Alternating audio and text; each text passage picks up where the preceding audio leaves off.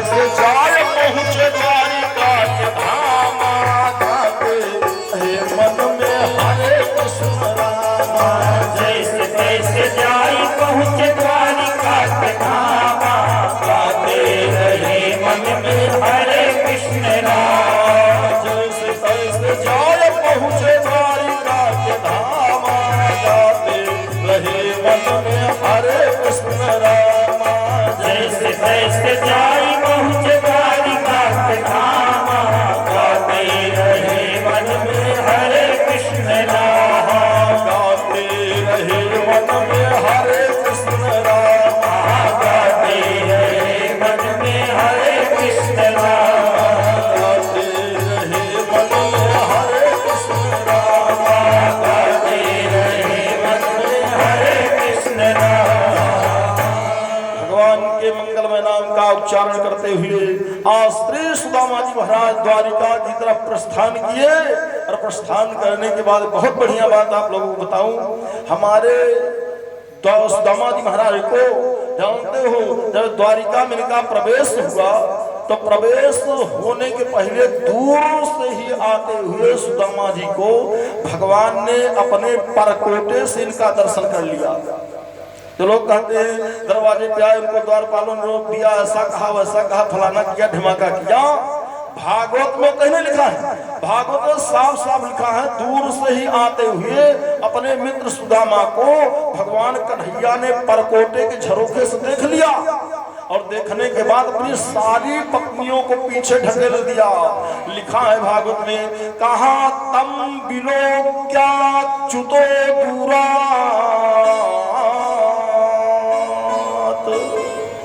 और प्रिया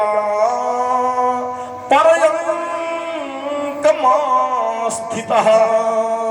दूर से ही ध्यान देगा परमात्मा ने अपने मित्र सुदामा को देखकर दौड़ पड़े, सारी पत्नियों को पीछे कर दिया और दौड़ करके दूर से आए अपने मित्र सुदामा को अपने गले से लगाया, सीने से लगाया और हाथ पकड़ करके सुदामा जी महाराज को आगे आगे कृष्ण और पीछे पीछे सुदामा ले जाकर सिंहासन पर अपने बैठा दिया सुदामा जी को। चारों तरफ से इनके अनुचर जो है सुदामा जी के चारों तरफ से आगे घेर लिया। तीनों लोकों के मालिक सुदामा जी के चरण में बैठ गए। सुदामा जी महाराज आज उच्च सिंहासन पर विराजमान हुए। उस समय अनुचरों ने हाथ जोड़कर कन्हैया से पूछा, हे द्वारिकाधीश कृष्ण, आप बताओ कृपा करके तुम्हारे मित्र की सेवा के लिए इस समय किस वस्तु की आवश्यकता है?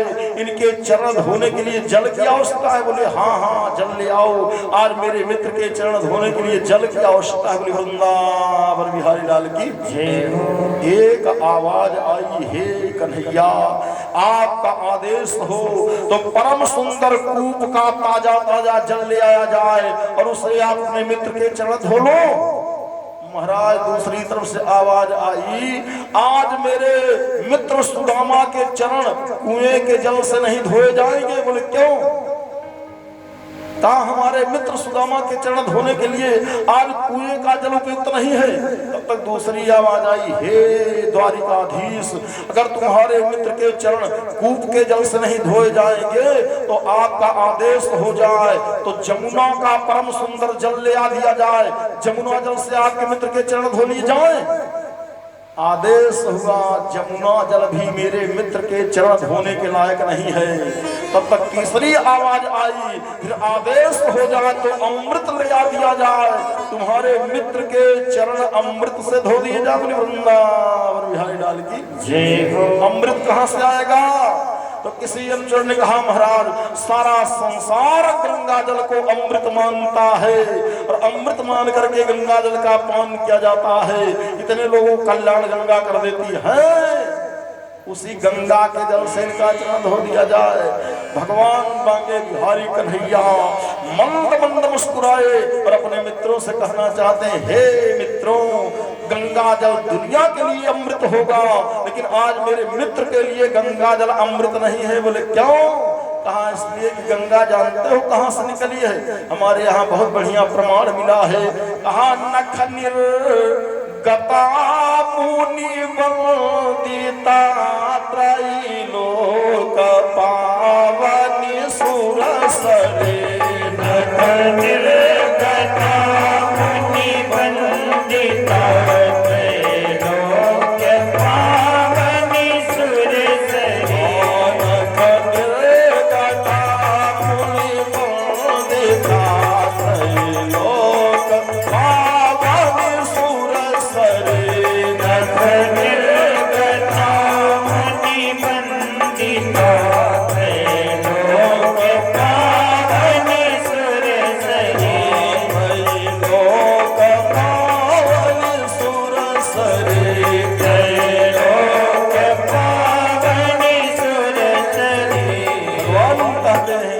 जो गंगा तीनों लोगों को पवित्र करती है वो मात्र मेरे चरणों की धोवन केवल है। बोले वृंदावन बिहारी लाल की जय हो।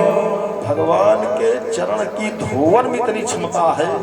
गंगा कहती है, हमारा धर्मशास्त्र कहता है, गंगा जी का नाम अगर कोई आदमी 100 योजन दूर से ले गंगा गंगा कह दे तो लिखा है गंगा गंगेति यो ब्रूयात योजना नाम सतैरपि।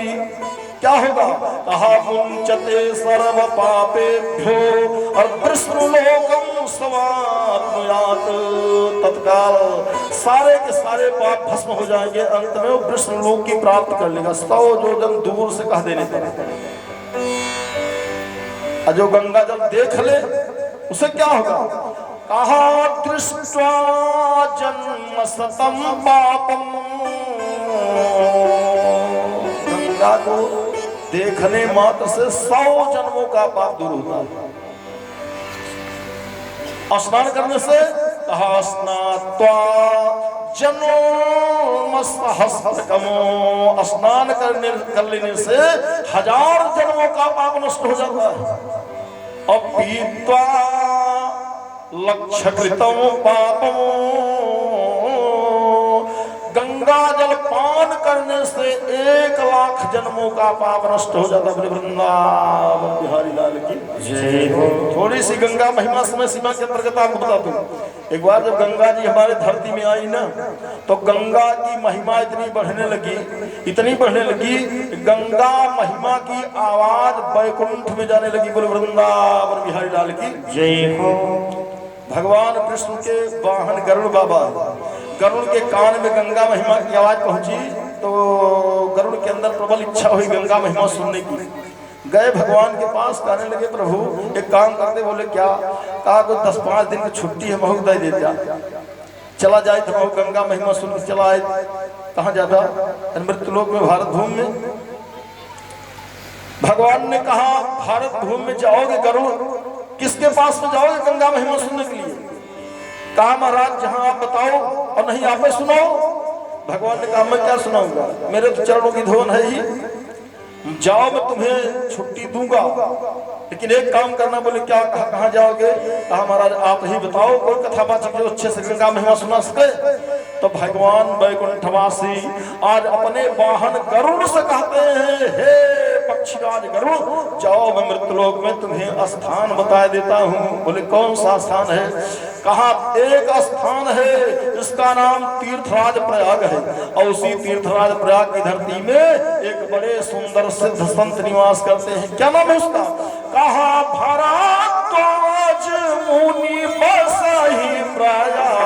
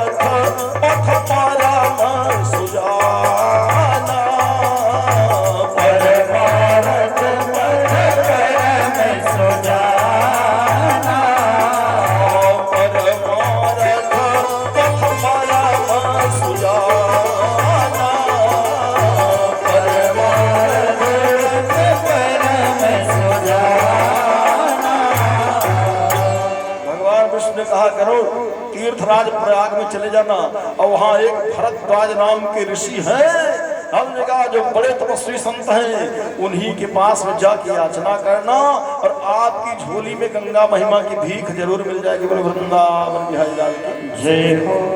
करुण भाग के आए ऋषि भरद्वाज के यहाँ चरणों में प्रणाम किया और कहा मैं कृष्ण वाहन गरुड़ महात्मा जी के स्त्री चरणों में सादर प्रणाम करता हूँ। प्रसन्न हो गए भरद्वाज ऋषि। बात बताओ पक्षीराज गरुड़ कैसे आगमन हुआ?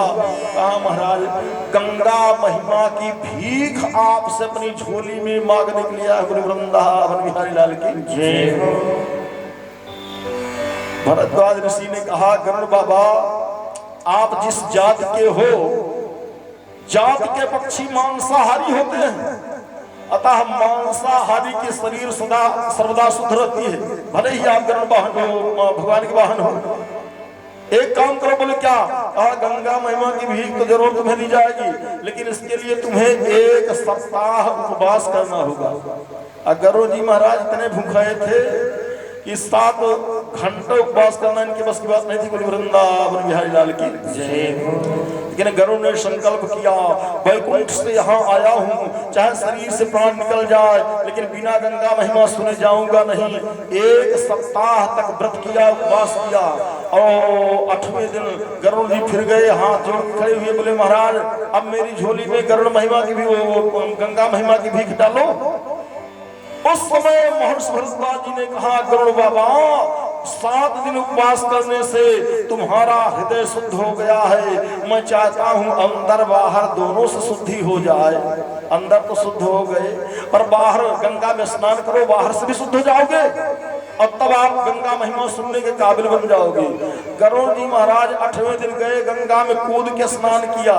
तो वैसे भी आप देखें, आप जिस दिन व्रत कर लो, जब तक दूसरे दिन आप नहाओ धो न, चाहे कहीं भूख लगे, और नहा धो लेने के बाद फिर इतनी भूख लगती है कि 1 सेकंड विलंब नहीं होना चाहिए। बोले वृंदावन बिहारी लाल की जय हो। गरुड़ महाराज 8वें दिन स्नान किए, और स्नान करके जैसे ही बाहर निकल के खड़े हुए, अभी शरीर इनका गीला ही है, सूखा नहीं है, वैसे ही गरुड़ को विकट क्षुधास आने लगी। सोचे अब तो नाश्ते भर के लिए भी कोई चीज मिल जाती तो काम बन जाता। बोले वृंदावन बिहारी लाल की जय हो। गीला शरीर लेकर जब गंगा के किनारे गरुड़ जी घूमने लगे, तो गंगा के किनारे बंधुओं एक सांप की बिल नजर आई, और देखा तो उसमें एक सपोला जीव लुका रहा था। बोले वृंदावन बिहारी लाल की जय हो। दौड़ पड़े गरुड़, अपने पैने चोंच से पकड़ के उसे खींच लिया, और खींचने के बाद जैसे ही गले के अंदर करने की तैयारी करने लगे, गले तक मात्र पहुंचा है, परिणाम कहा उसका शरीर छूट गया और दिव्य रूप से प्राप्त हो गया, और कृष्ण बन करके इनकी पीठ पर सवार हो गया। और इनके जब पीठ पर इन्होंने सोचा भार मेरी पीठ पर कहां से आ गया, गर्दन घुमा के देखा तो एक महापुरुष चतुर्भुज रूपधारी पीठ पर बैठा। उस समय गरुड़ ने पूछा महानुभाव आप कौन हैं? तो उसने कहा एक क्षण पहले जिसको आप अपने गले से नीचे उतार रहे हो, मैं वही सांप का बच्चा सपोला हूँ। बोले वृंदावन बिहारी लाल की जय हो। अरे रे महाराज इतना सुंदर रूप तुम्हें कैसे प्राप्त हो गया? हाँ बात यह है गरुड़ जी, आप जब अपने पैने चोट से मेरे शरीर को खींचा तो मेरा अंतकाल आ गया, और तुम्हारे चोंच में लगा हुआ गंगा जल अंत में मेरे शरीर में स्पर्श हुआ, परिणाम कहा वो शरीर मेरा छूट गया, मुझे दिव्य विष्णु का रूप प्राप्त हो गया। वृंदावन बिहारी लाल की जय हो। हमारे यहाँ लिखा गया अरे कदा चिन्नागारी, नागारी कहते हैं गरुड़ को, कदा चिन्नागारी सूरतटिनी तीरे प्रविचरन्, तो पदाक्रम्य प्याला सजल मगलत किंचिन बिलात, कहा चतुर बाहु भूत्वा तदुपरि समारुह्य सहसा, और गतोर वैकुंठाख्यं का जननी तव तोयस्य महिमा। गरुड़ जी ने पूछा, कहा एक बात बताओ भाई। बोले क्या? कहा तो आप हमारे स्वामी हो गए। कहा तो कहा फिर मेरे लिए कोई आदेश करेंगे? उस सांप का बच्चा जो विष्णु बना है उसने कहा, हे गरुड़ महाराज, पहले आप मुझे यहाँ से ले चलो जहाँ मेरे जैसे लोगों का निवास हो, मुझे वहाँ छोड़ो और इसके बाद फिर लौट के आना, जो तुम्हारी इच्छा कहे करना। बोले सच्चिदानंद भगवान की जय हो। गरुड़ जी उस सांप के बच्चे को जो विष्णु बना है ले गए, वैकुंठ में छोड़े और लौट के फिर आए भरद्वाज ऋषि के पास, चरणों में प्रणाम किया। कहा, महाराज अब तो मैं नहा धो के आ गया, मुझे मेरी झोली में गंगा महिमा की भीख डालने का प्रयास करो। भरद्वाज ऋषि ने पूछा, गरुड़ बाबा इतना समय कहाँ लग गया? तो बीच की सारी कथा गरुड़ जी ने जब वो महर्षि भरद्वाज जी से बताया तो मस्तक पीट कर महर्षि भरद्वाज जी ने कहा, अरे हे ज्ञानी गरुड़, भला इससे बड़ी महिमा गंगा की और कौन वो कथावाचक बता सकता है? अरे अंत काल में जिस सांप के बच्चे के शरीर में तुम्हारे मुंह में लगा हुआ गंगा जल स्पर्श हो गया, वो साक्षात विष्णु हो गया और तुम्हारी पीठ पर बैठकर तुम ही छोड़ के आ रहे हो वैकुंठ में। इससे बड़ी महिमा गंगा की कहने की मेरी हिम्मत मेरे पास नहीं। बोले वृंदावन बिहारी लाल की जय हो। ओह गंगा जल है, जानते हो इसके स्मरण करने मात्र से गंगा गंगे पियो ब्रूयात योजनानाम सतैरपि, कहा मुंचते सर्व पापे भो और विष्णु लोकम शवापनुयात। भगवान के अनुचरों ने कहा, महाराज अगर आपका आदेश हो जाए तो गंगा जल ले आ दिया जाए, सुदामा जी चरण धो ली जाए। भगवान ने कहा, दुनिया के लिए होगा अमृत, लेकिन आज ये अमृत हमारे मित्र सुदामा के चरणों के उपयुक्त नहीं है। महाराज फिर इनके चरण धोने के लिए कहां से जल आएगा?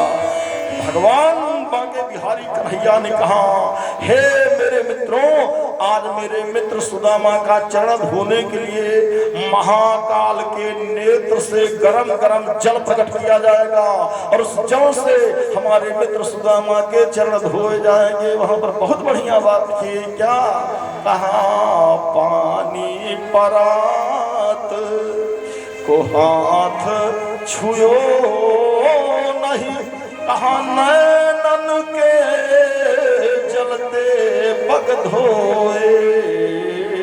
अरे हाय सखा दुख पायो महा नहीं आयो पकिते दिन खोए, कहा देखी सुदामा की अरे दीन दशा, करुणा करके करुणा निधि रोए।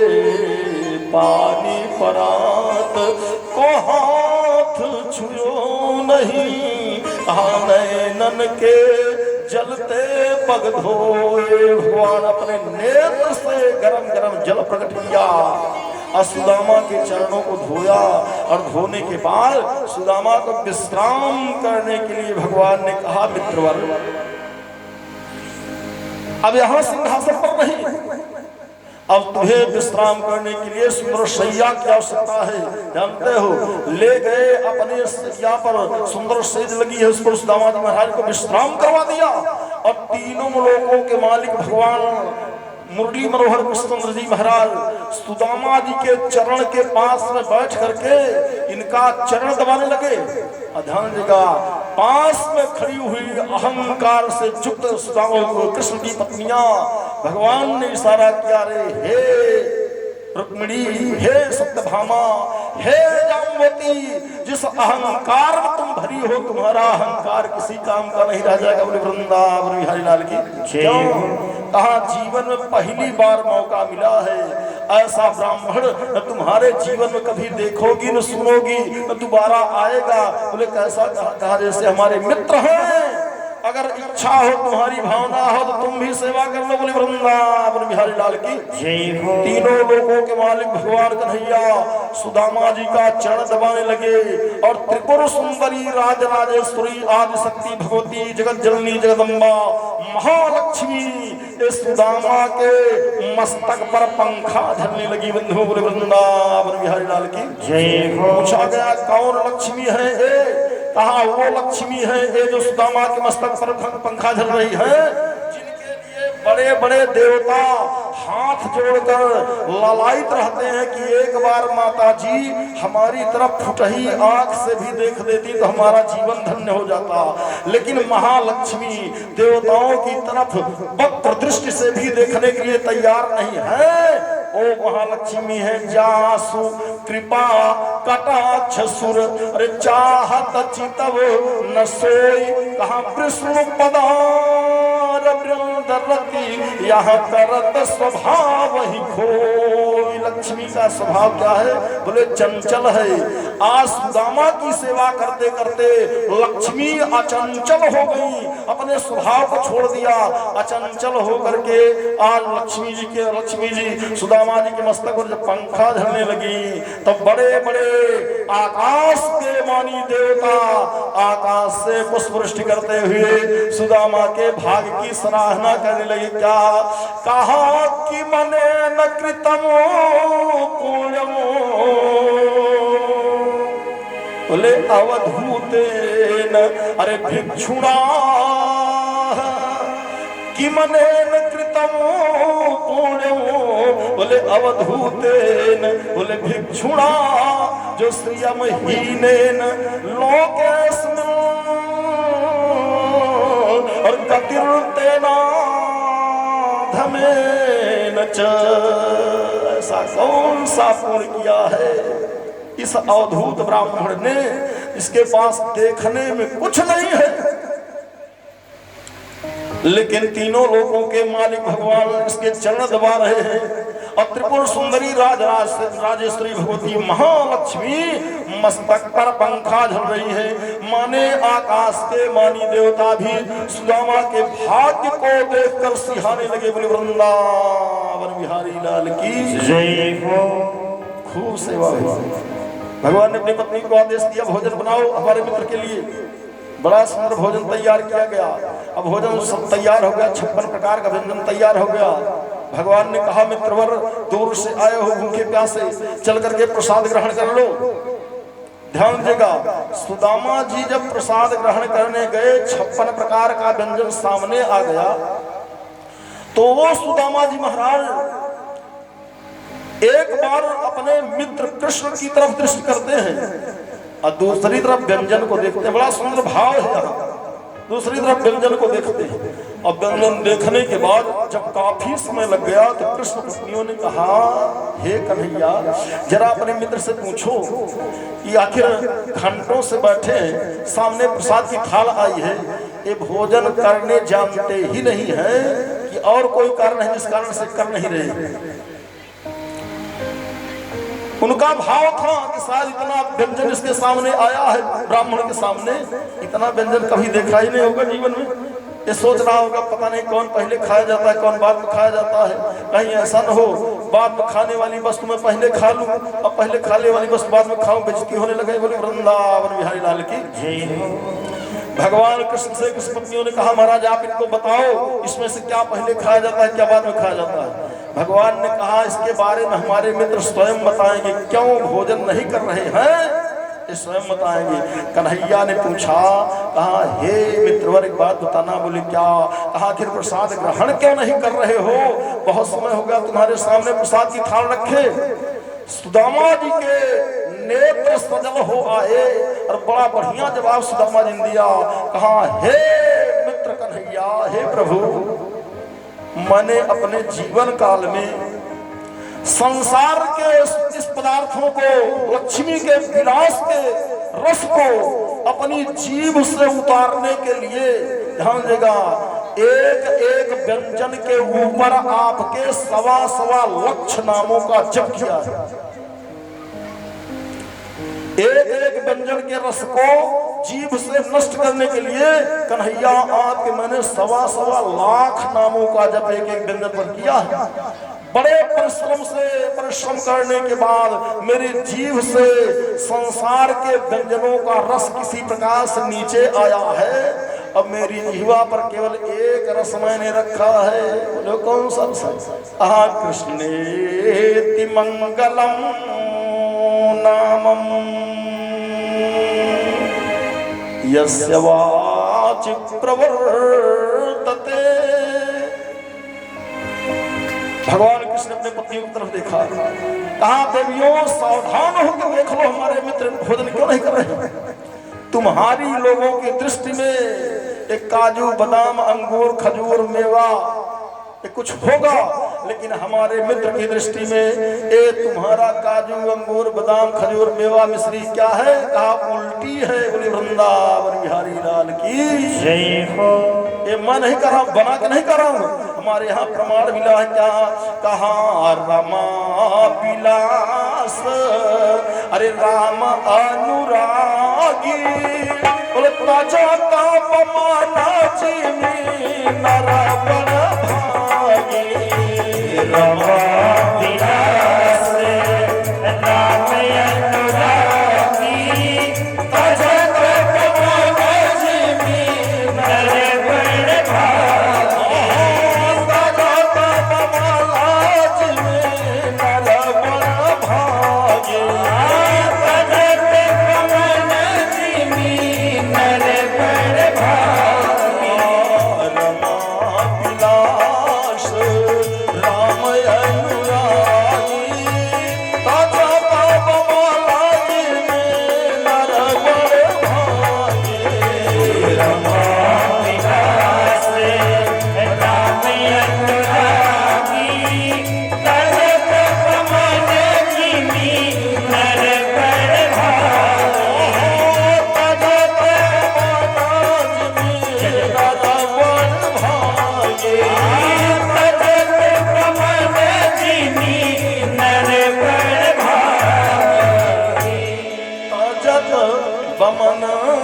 नर बड़ भागी। रमा विलास माने लक्ष्मी का विलास, धनगा रामानुरागी, धनगा प्रेमोपासक भक्तगण कैसे छोड़ते हैं।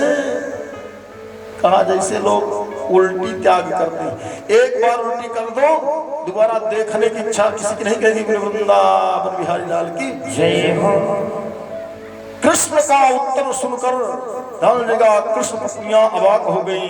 भगवान ने सुदामा जी महाराज को कहा, हे मित्र सुदामा, मेरी भावना है, मेरी इच्छा है, और मेरी इच्छा से मैं तुम्हें आशीर्वाद देता हूँ, तुम्हारी जीव से कृष्ण नाम का रसला के लिए कभी उतरने नहीं पाएगा। मेरा कहना मानकर प्रसाद ग्रहण करो। सो अपने मित्र का कहना मान करके सुदामा जी महाराज ने प्रसाद ग्रहण किया। बोले वृंदावन बिहारी लाल की। एक सुंदर सी भजन जयप्रकाश जी आप कह दो, उसके बाद कथा को आगे बढ़ाने का प्रयास किया जाएगा। बोले वृंदावन बिहारी लाल की जय हो। और कोई घन श्याम से कहे तुम्हारा यार आया है, तुम्हारा यार आया है। कोई घन श्याम तुम्हारा यार आया है, तुम्हारा यार आया है। कोई घन श्याम से कहे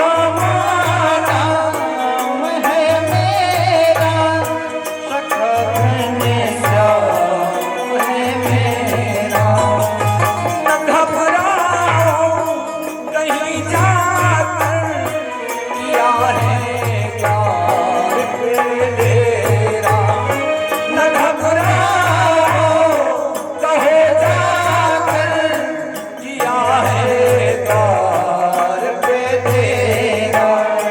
रहे थे साथ में कुछ दिन, वही अधिकार लाया है, वही अधिकार लाया है। रहे थे साथ में कुछ दिन, वही अधिकार लाया है, वही अधिकार लाया है। कोई कनिष्ठा मुझसे कह दो, तुम्हारा यार आया है, तुम्हारा यार आया है।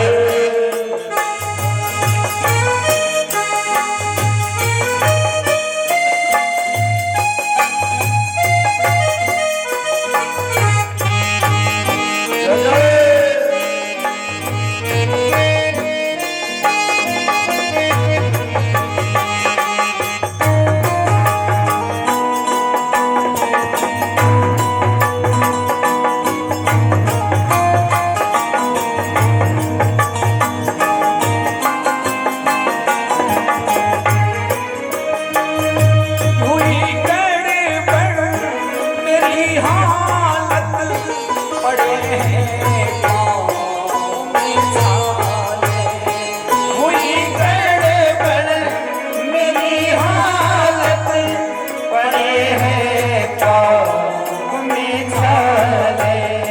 निहारों कौन आया है, अरे वो द्वारिका वाले। निहारों कौन आया है, अरे वो द्वारिका वाले। सहारा नाथ का मेरा, छोड़ संसार आया है, छोड़ संसार आया है। सहारा नाथ का मेरा, छोड़ संसार आया है, छोड़ संसार आया है। कोई घनश्याम से कह दो, तुम्हारा यार आया है, तुम्हारा यार आया है। कोई घनश्याम से कह दो, तुम्हारा यार आया है, तुम्हारा यार आया है। वृंदावन कृष्णचंद्र भगवान की जय हो।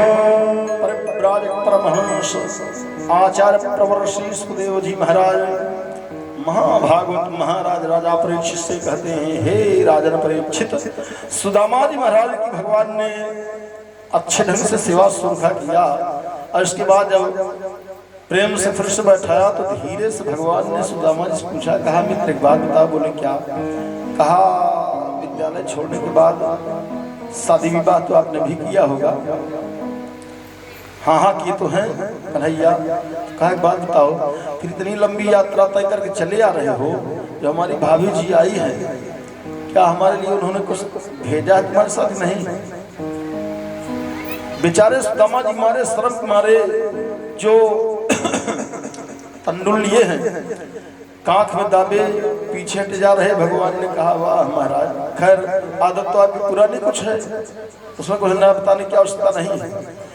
परमात्मा भगवान कन्हैया ध्यान देगा, सुशीला के द्वारा दिया गया हथुंडुल फुर्ती से खींच करके आज ऐसे विप्र सुदामा अपने मित्र सुदामा के लिए ध्यान देगा, जो परमात्मा सारे ब्रह्मांड को भोजन कराता है, संतुष्ट करता है, वो हमारे परमात्मा आज सुदामा के चावल से स्वयं संतुष्ट होंगे। बोले वृंदावन बिहारी लाल की।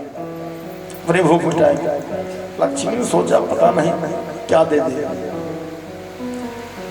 चावल को भगवान ने लिया और लेकर के ध्यान देगा कृष्ण की पत्नियां भी वहां हैं और सुदामा जी भी बैठी, हाथ में लिया और लेकर के एक फाका चावल ग्रहण किया, मानो एक लोक देने का संकल्प ले लिया। दूसरा चावल ग्रहण किया, 2 लोक देने का संकल्प लिया, और तीसरा जैसे ग्रहण करने की तैयारी करने लगे, पास में खड़ी हुई ध्यान देगा भगवती महालक्ष्मी ने हाथ पकड़ लिया, कहा महाराज क्षमा कीजिएगा, बोले वृंदावन बिहारी लाल की। क्यों? हमारे यहाँ संत ने बहुत बढ़िया बात लिखा, कहा हाथ गयो अरे हरि के कमला कहो नाथ कहा तुमने चितधारी। क्यों? कहा इसलिए कि तंडुल खाय अरे मुठी दुई नाथ। क्या दिया है? कहा दियो तुमने दुई लोक बिहारी। कहो गांवों के काबिल नहीं है, 2 लोग का आपने इनको मालिक बना दिया। और खाए मुट्ठी तीसरी बनाथ तो कहा निज बास कियास विचारी। भगवती ने हाथ पकड़ लिया, कहा महाराज जिस ब्राह्मण को आप इतना कुछ दिए जा रहे हो, ये जानते हो कौन है मेरा? भगवती ने पूछो, भगवान ने पूछा कौन है? आए ब्राह्मण मेरा जन्म जन्मांतर का परम शत्रु है, लक्ष्मी का ब्राह्मण से विरोध है। भगवान ने पूछा कि क्या हुआ था तुम्हारे साथ, इनका कब से बैर हो गया? उस समय लक्ष्मी ने कहा महाराज सावधानी पूर्वक सुन लेना। बोले क्या? कहा इसी ब्राह्मण का परिवार है महाराज। एक बार इन्होंने हमारे बैकुंठ में आने का मन बनाया, और आप जब सो रहे थे आज तक भगवान के सीने में लात मारने की हिम्मत किसी की नहीं पड़ी, लेकिन यही ब्राह्मण का परिवार है। कहा एक बार भी बुले न परीक्षा, अरे एक बार भी बुले न परीक्षा।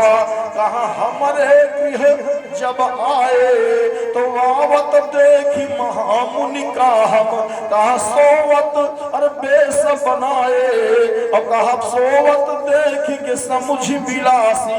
बोले भृगु जी चरण उठाए तो विप्र वंश कहे असी प्रभुताई, सोई दृढ़ कवच बनाए। लक्ष्मी ने कहा महाराज जिस ब्राह्मण से आपका इतना स्नेह है, महाराज यही ब्राह्मण आपके सीने में चरण प्रहार किया था। भला आप बताओ कौन सी स्त्री होगी अगर कोई व्यक्ति उसके पति के सीने में लात मारे बर्दाश्त कर लेगी? भगवान ने कहा भाई बहुत गलती इन्होंने किया है, और कोई गलती किया है? कहा हाँ। और कौन सी गलती किया है? कहा महाराज इनका अपराध सुन लीजिए, ब्राह्मण का हमारे साथ क्या अपराध करते हैं। क्या अपराध करते हैं? कहा एक बार हमारे मायके चला गया। लक्ष्मी का मायका जानते हो क्या? समुद्र। भगवान के ससुर हैं। क्या हुआ उनके साथ? कहा पीतस्ता तो ही क्रोधो यमो। कहा हमारे मायके में गए, हमारे पिताजी से कुछ गलती हो गई, इन्होंने क्या किया? आचमन किया, और तीनों आचमन में हमारे पिताजी को भर लिया अपने पेट में। ओम केशवाय नमः, ओम नारायणाय नमः, ओम माधवाय नमः। क्या हुआ? कहा पीतस्ता तो ही क्रोधोयम। हमारे बाप को खा लिया, हमारे पति के सीने में लात मारा, चरण तल हतो बल्लभोजे नरोषाद। भगवान ने कहा और क्या किया? कहा के हम में छेदयन्ते प्रतिदिनम उमा का पूजा निवृत्ता। लक्ष्मी का घर जानते हो कहाँ है? लक्ष्मी का घर बेल का पेड़ है, बेल के पेड़ में लक्ष्मी रहा था। कहा ब्राह्मण इतना चंडाल होता, सावन का महीना आ जाए मलमास लाग जाए तो इनका हमारा घर उजारे रचु संकोच नहीं लगे। बोली वृंदावन बिहारी लाल की जय हो। इसलिए पीतस्तातो ही क्रोधोयम और चरण तलहतो बल्लभोजे नरोषाद बोले गेहम में छेदयन्ते प्रतिदिनम उमाकांत पूजा निवृत्ता। भगवान ने पूछा और कौन गलती तुम्हारे साथ इन्होंने किया? लक्ष्मी जी कहती है आबाल्या पैरिणी में धारते विवरे यस्तु नित्यम। आबाल्या किसे कहते हैं? कहा सरस्वती को। सरस्वती का लक्ष्मी से सवतिया डाह है। जहां सरस्वती रहेगी वहां लक्ष्मी नहीं जाएगी। जहां लक्ष्मी रहेगी सरस्वती उनको फुटहिया से नहीं देखना चाहती। बोले सच्ची आनंद भगवान की जय हो। और लक्ष्मी जी ने कहा महाराज ये ब्राह्मण इतना विचित्र है, जब मैं जाती हूँ तब मुझे कहता है हमारे पैर में आ जाओ जूते में, और सरस्वती जाती है तो उनके लिए सिंहासन लगाता है। ये हमारे फुटहिया की कभों दिखा पड़ी है। बोली वृंदावन बिहारी लाल की जय हो। भगवान ने कहा भाई तुम्हारे साथ तो बहुत गलती किया, लेकिन एक बात बताऊं देवी जी। बोले क्या? कहा जो ब्राह्मण तुम्हारा परम शत्रु है, एक बात बताना। बोले क्या? कहा अपने कृष्ण को मुर्दा देखना चाहती हो कि जिंदा संसार में? तब तो लक्ष्मी जी स्तब्ध हो गई। कहा तो महाराज ये आपने क्या कह दिया? अरे कोई स्त्री अपने पति को मुर्दा देखना चाहेगी? तो कहा जब मुर्दा नहीं देखना चाहोगी तो तुम्हारे तो ब्राह्मण परम शत्रु हैं। अब मेरे भी जान लीजिए ब्राह्मण क्या है। बोले क्या है तुम्हारे? भगवान ने कहा यही ब्राह्मण मेरा कलेजा है। बोले वृंदावन बिहारी लाल की जय हो। किसी के शरीर से उसका कलेजा निकाल लो, जिएगा कभी नहीं। भगवान ने कहा ये ब्राह्मण मेरा कलेजा है। जे ब्राह्मणा कहा मैं धिया छिपतोर चयन।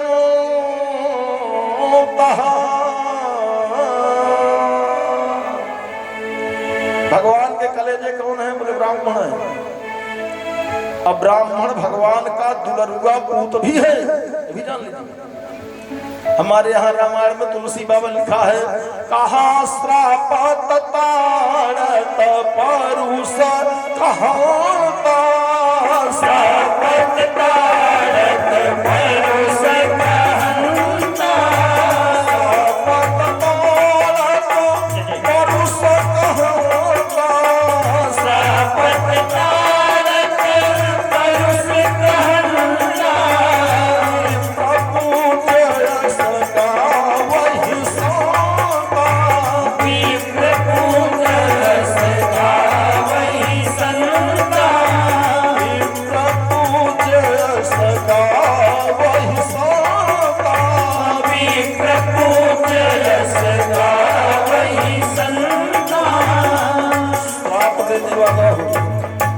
ताड़ना देने वाला हो, क्रोधी हो, ऐसा ब्राह्मण भी पूजनीय है, परंतु कर्म कांड से युक्त होना चाहिए। वृंदावन बिहारी लाल की जय हो। भगवान कहते हैं ब्राह्मण मेरा कलेजा है और ब्राह्मण मेरा दुल्हनुआ पूत है। मैं अपनी गोद से कभी इसको उतारता नहीं। लेकिन एक बात बताओ, तो हाँ बहुत अच्छा दुल्हनुआ लड़का हो और का अपने गोद में ले भा तोहरे पेट में चुटकी काट लगे कितनी देर ले रहा पटक देगा का नीचे। बहुत सुंदर तुम्हारा बालक हो, बहुत दुलार करने वाला बालक हो तुम्हारा, अब खिलावत रहा पेट में दांते काट लिए पटक देगा धरती में। ब्राह्मण भगवान का दुलरुआ पूत है, लेकिन जो ब्राह्मण भगवान का दुलरुआ पूत है भगवान के गोद में बैठ के चिलम फूंके लगे। कितनी देर भगवान का बर्दाश्त कर पन्नी चीर के भगवान के सामने ढलकावे लगे।